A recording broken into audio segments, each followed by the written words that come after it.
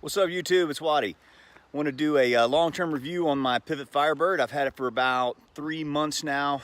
Been tweaking the setup and getting it where I wanted, and wanted to go over a few things that I like, some of the pros and cons. This is my 2018 Pivot Firebird, bought in March. So I've had it for about 3 months, and I've just been dialing it in, trying to get it exactly where I wanted, and wanted to do a long-term review. I've probably got, I don't know, several hundred miles on it now. I typically ride it about anywhere from about 80 to 100 miles a week, somewhere in there. In this review, I'm not going to go over the components too much. I went over that in another video, which I'll link in the top of this page. I'll touch on everything real quick, but mainly just wanted to talk about the bike, what I like about it, what I need to work on, and some pros and cons. If you're thinking about getting one, some things that you'd want to think about. I'm running GX Eagle drivetrain, Hope brakes, Atlas cranks 170. I'm running HT pedals, super thin pedals. I've gone over all these components in a previous video, so I'm just touching on them today. Running Stans Flow wheels attached to i9 hubs, 203 front rotor, 180 rear rotor, Fox X2 shock, and a 36 fork, 170 millimeters of travel front and rear. Running a Chromax saddle. Grips, I just put the new Gwin grips on. I'm not sure if I love them or like them or dislike them yet. They're a little small in diameter for me. I prefer a little bit beefier grip, but rode them the other day. They seem fine. I didn't notice them that much, so that's that.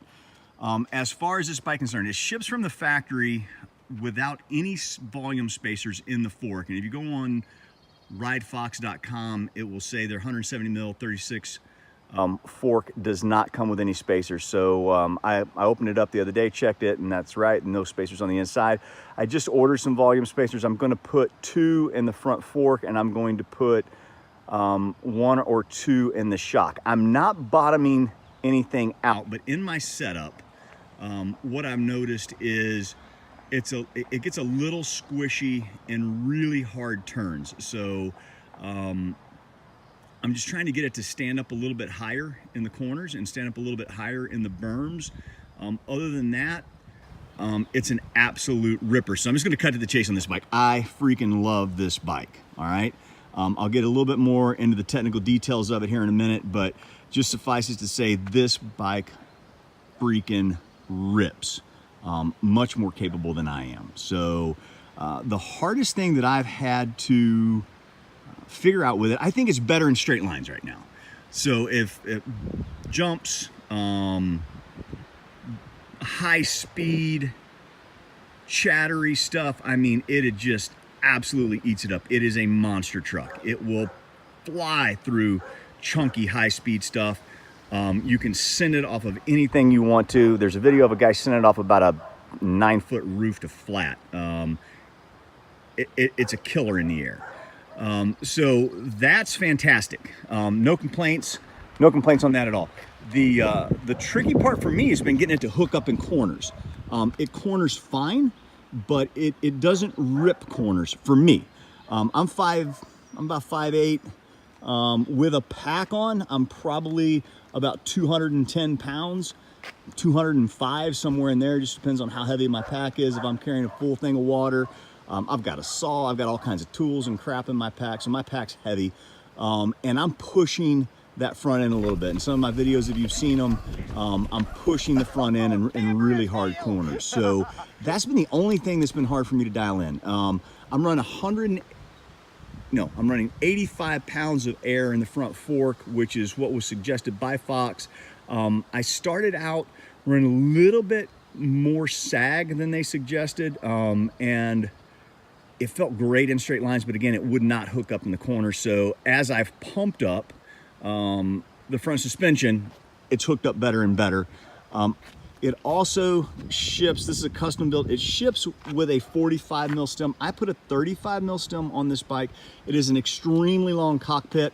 So I shortened the cockpit up a little bit. It fits me great. Again, I'm 5'8", and I've had no problem with that, but I've had to drop that stem down to get weight on that front end. So that's been the main thing about me getting this bike dialed in, is just to get that weight down on the front end, to get that thing to really grab in the corners.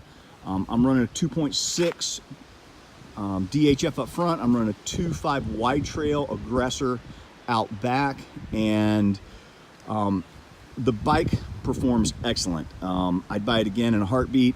I love it, absolutely love it. It's just still getting it a little bit dialed. The only time I've bottomed it out was about a week ago. I hit a really hard G out, bottomed it front and rear, but it bottomed out soft. It wasn't a big deal, I just bottomed it out. I've hit some fairly big stuff with it. Usually about the deepest I'll get it in the travel is maybe just a few millimeters from the top, right in this range. Hardly ever use the whole thing, and that's why I've kind of shied away from putting the volume spacers in it, but it gets just a little bit soft in the front end. I could probably dial that in with the compression. It's got a separate compression knob here, and I've tightened the compression up on a little bit. I'm getting ready to go make some runs on it today and see if that works, but I think just by throwing a couple tokens in there, that'll take care of it. And then I can leave that compression a little bit more open and a little bit more soft. But it's a ripper. It's beefy. The rear stays. Everything has worked flawlessly on it. The only thing that I've changed from my previous video is I've gone with these Atlas cranks. And the reason that I've gone with these Atlas cranks is it's shipped with Next cranks, or we put Next cranks on it, but that's also what they spec on it. And I broke that crank right here, right where this spindle fits in. And evidently I'm not the only one that's done that. I did a hard corner, shoved my outside foot down. I felt it flex. I thought I bent the spindle on the pedal, and I don't know, maybe a half a mile later, the pedal fell off of it, and it split the crank. And I'll put a picture of that right there. Fortunately, it fell off 20 feet before the jump I was about to compress into over a creek gap. So I walked away feeling pretty lucky and put aluminum cranks on there, and I will not have that problem again. So I would not recommend those Next cranks. I know they make different levels of them, but where we ride, it's so rocky and rough. I'm constantly banging those cranks and beating them up, and I don't want to destroy them. I want something I can trust. Basically, I want something I can trust. The only other thing, I'm loving the GX Eagle.